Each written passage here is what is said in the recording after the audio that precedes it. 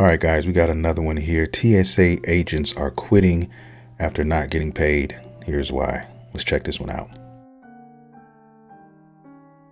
We have to remember this is the second prolonged shutdown impacting TSA officers since just October. Now, they're on the job. They should be getting paid right about now, but they don't know when that paycheck is going to come. And for some officers, that's just too much.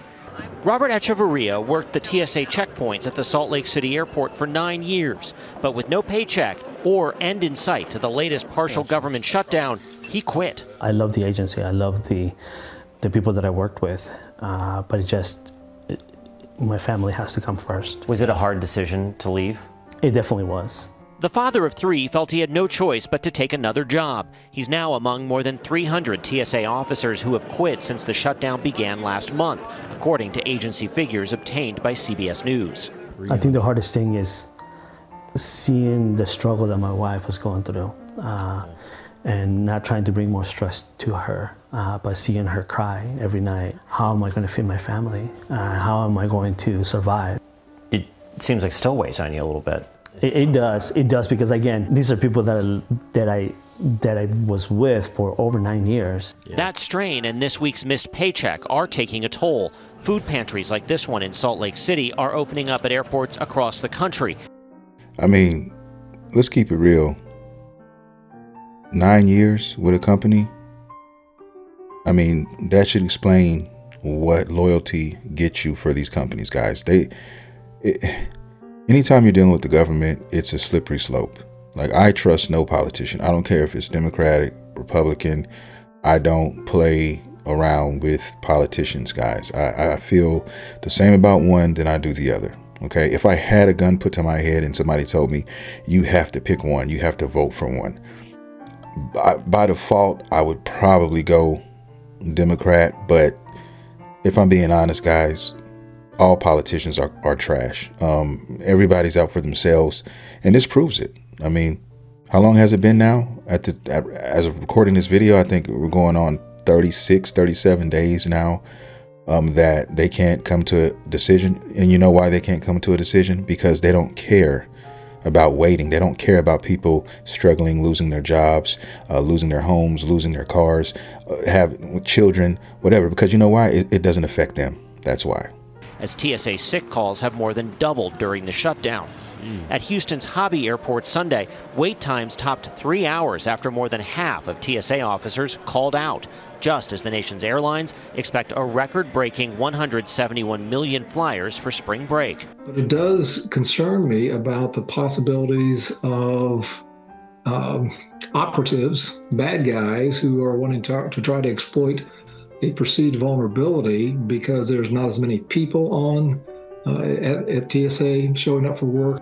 And TSA workers are some of the lowest paid federal government employees. Salaries average $45,000 to $55,000 a year, and it takes months to train replacements. They'll eventually get back pay, but first there has to be a solution to the political stalemate in Washington. And Gail, it doesn't look like there's a solution. That is because they are the little man. They are replaceable. They are just a tiny blimp on the radar. They don't care, like I said before, about the little man. They don't care about the average person, guys. These politicians could give a damn. And I'm just keeping it real. They don't care. Anytime. Yeah, and this is the state of where we are right now within, airports. And I made videos about how the lines are looking. You got 3-hour wait times in certain airports around the world, right? Of course, you got New Orleans, you got Texas airports, multiple airports in Texas, right? Like, the list goes on. But the government is still shut down, guys. And I don't know when this is going to be resolved, but it began with a partial shutdown on January 31st. This is not the same shutdown that we got back in, I think it was August or September, maybe even October at that point, right? But this is not the same shutdown, but this is a completely different one. And it's all surrounded around funding for the Department of Homeland Security, right? Democrats are seeking to attach reforms to immigration enforcement in response to incidents in Minneapolis, while Republicans have pushed for funding without those restrictions. So they're trying to just go forward and just not make any kind of revisions, and they're just undermining and downplaying the whole situation without truly making a solution for not allowing that to happen. Now, a bipartisan deal has been passed in the Senate to keep most of the government open, but the House did not pass the bill before the funding deadline. So now you got a lot of agents that are, quitting. They're just done. I mean, my best friend is in Georgia. Shout out to my boy. And he's an auditor. He works for the government and he's on furlough right now. That's how I really know about all this stuff. But he's prepared. He was one of the people that were actually prepared, who actually, saved his money and invested his money, and, was always thinking about another stream of income. You got to have that mentality, especially in this day and age. If you don't, you're going to get caught with your pants down. Somebody's going to pull out that warm butter and use it on you. Okay. I mean, that's just what it is. If you have a job and you're thankful, and that's fine to be that way, but you should never just feel safe, right? Because you're working now, because any day it could be you in the same situation. And all I'm saying is just at least be prepared to pivot if something like this happens. Have some sort of fail safe, some sort of break glass here, mechanic in your portfolio that you can go to if something bad happens, because it usually happens when you don't expect it. That's the whole reason people are so shocked, and because they're not prepared. So at least be prepared. I tell people this all the time. If you have a family, it's probably wise to, get a policy. Take a policy out on yourself, right? Because you just think of it like this. You have, a wife, your husband, you have a wife, and your wife gets killed in a car accident or something terrible happens, right? And you have kids and all this stuff. So the lifestyle that you guys have maintained up until this point is going to be put in peril, because with two incomes, it was okay. With one income, things have to change, and you don't want to get put in that situation. So if you had something like a policy out on you and something happened to you, then at least that would give you that cushion that you need to recover, to get back on your feet, and to get through all the stuff that comes with all of that. And most people aren't prepared for that. Most people don't have $500 in their bank account, and most people definitely don't have a policy taken out on them, let alone their kids. They are not dealing with this again, because as we speak, this is the second time this has happened, guys. Like, people cannot live like this. So, now widespread, 300 officers have left the TSA agent. 1 month in, and the funding fight on Capitol Hill is now taking a toll at airports nationwide. Morale among TSA staffers diminishing as officers are forced to work without a paycheck, some struggling just to afford the basics. You're behind on the rent, and do you have enough to buy groceries and that kind of thing? Everything is a struggle. I do feel forgotten about. How long is this one going to last? We don't know. And every day we're just wondering, will we get our check soon? That's that poor woman. I feel so bad. And she's still coming to work, right?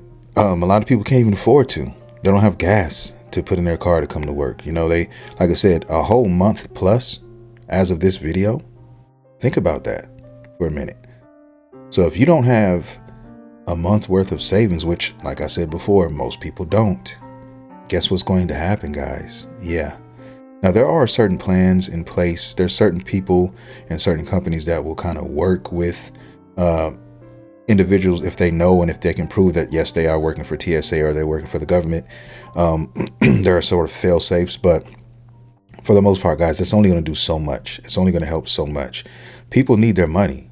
They need to get paid for what they are doing. Like, they're going to work, clocking in and spending 10, 12 hours at work. Pay them. TSA says 300 have now quit just since the start of the shutdown. Meanwhile, call-outs are tripling, all of it contributing to major backups at security checkpoints, including a 3+ hour wait at Houston Hobby earlier in the week. Atlanta, New Orleans, and JFK also hit hard by... Yep, and we saw a lot of this information that they're talking about within this, and we don't know how long the shutdown is going to last, guys. I don't think it's going to be anytime soon because, guys, ultimately, they're trying to strongman their way through a lot of these policies, and they're not trying to find a solution. They're just, oh, it's just okay, and we got to do what we got to do, versus actually putting certain restrictions in place. That's why they do what they do. They're doing this. They're making it difficult, guys. They're low-key trying to squeeze out the American people, and who need policies changed. And, you know, it's been way overdue for a lot of these policies, but they don't want to do it. The people in the office, they don't want to do it. They want to play games. They want to run around the mulberry bush. They want to play lollipop games, guys. That's what they want to do, because they don't care. Now, I guarantee you, if it was their kids, if it was their family that wasn't getting paid and they weren't getting anything done, I promise you things would change. But the sad reality is they could care less about some guy in Georgia who works at an airport, right? It has no effect on them whatsoever. It doesn't affect your bottom line, and that's just what it is. This and videos like this is why I hate politicians. This is why I can't stand them, because when it comes down to something serious or when something really needs to get done, they're going to drag their feet, guys. They are. They're going to drag their feet. They're going to run around in circles. They're going to play with people's time, money, and patience. And then people wonder why some of these politicians get clapped. People wonder why people are waiting in the bushes on some of these people and come out in broad daylight and flatline them, right? People wonder why that happens. But these are the reasons here. There's somebody out there who is on his last leg, right? Nowhere else to turn. And he's done nothing wrong but try to go to work and provide for his family. But he can't even do that because some dumbasses in the White House can't come to an agreement or a decision. And this is what gives birth to people who come out and do tragedy to other people, because they have nowhere else to turn. They don't know what else to do. And so I don't really blame those people who come out and do those type of things, man, because there's a cause and there's an effect for everything.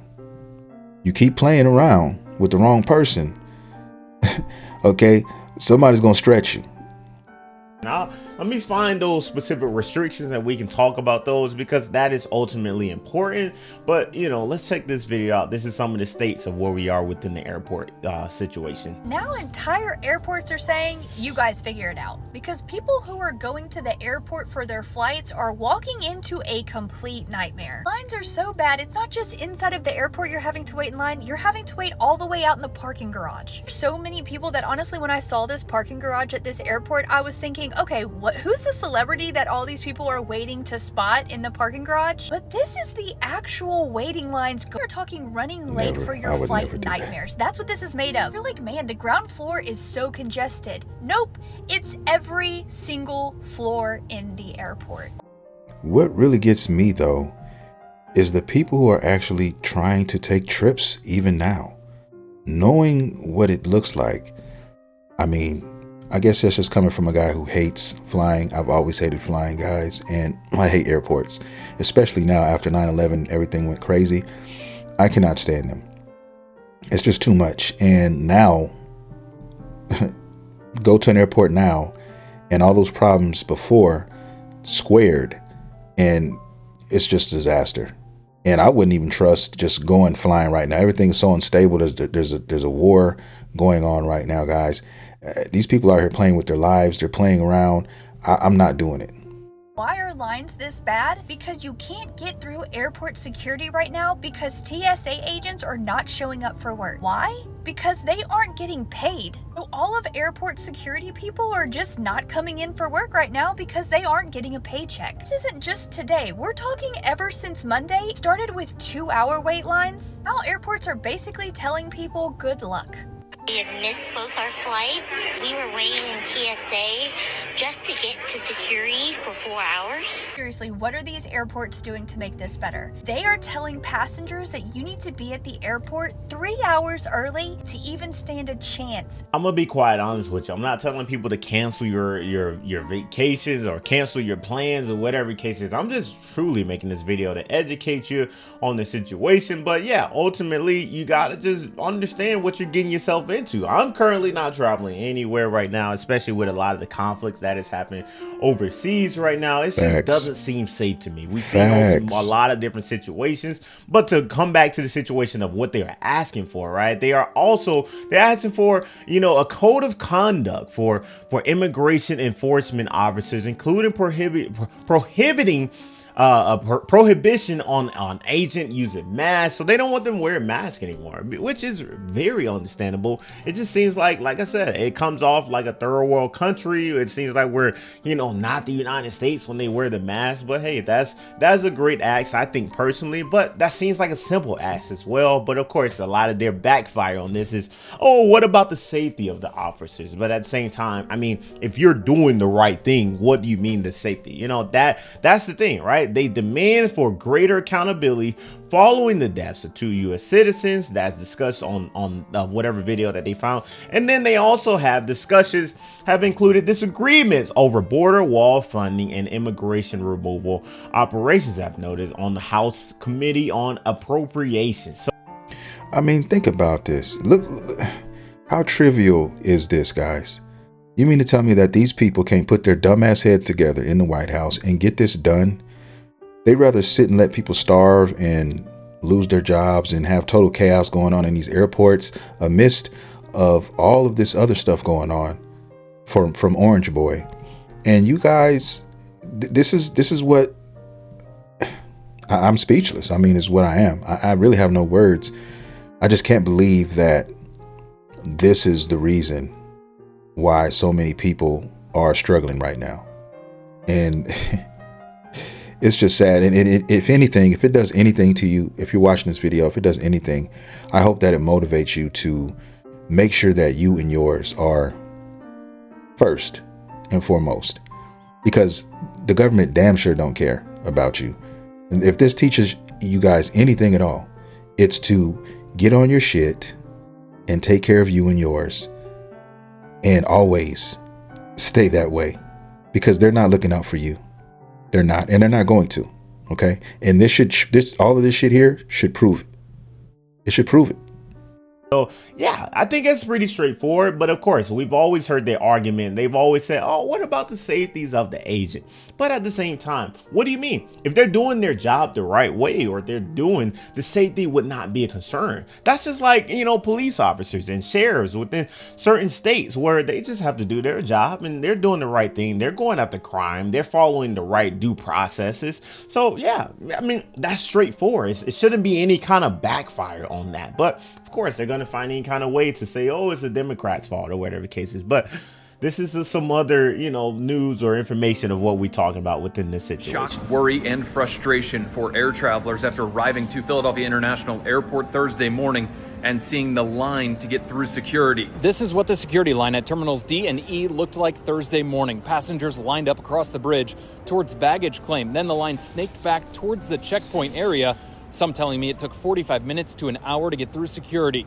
The airport closed the security checkpoint at Terminal C on Thursday because of the partial government shutdown and advised travelers to use either A East or D and E to get through security. The airport trying to improve operations. However, this has caused more travelers to go through less lines, ultimately leading to longer wait times. TSA employees are set to miss their second paycheck on Friday as more and more have either quit or called out of work. It's not clear how long these changes could linger. In the meantime, airport officials encouraging everyone to arrive early, especially if you have a morning flight. Yeah, that's going to be the end of the video. I mean, yeah, I don't know how long it's going to last. I mean, honestly, this could be 90 days. It could be 6 months. I wouldn't be surprised. I honestly would not be surprised that this took forever and a day to get this done. Right? Yeah, it's sad is what it is. It's sad, and it's basically shining a bright light on the United States, to be honest with you guys, and how much of a circus that it really is once you look behind the curtain, especially when you have, you know, who at the helm. It's just ridiculous, guys. I haven't seen so much trickery and lies and just deceit and, you know, lack of wherewithal in my entire life. I haven't. I mean, this is something straight out of a damn movie. a comedy, if you will, if I'm being honest. But I hope everybody out there who does work for the government, I hope everything works out eventually. I hope they eventually come to some sort of agreement and get this situation taken care of and let people eat and let people feed their families, man. I mean, come on, bro. Like what are we doing? This is so ridiculous. But anyway, if you liked the video, guys, please consider hitting the like and subscribe button. I drop content every single day on this channel. And with that being said, I will see you all in the next video.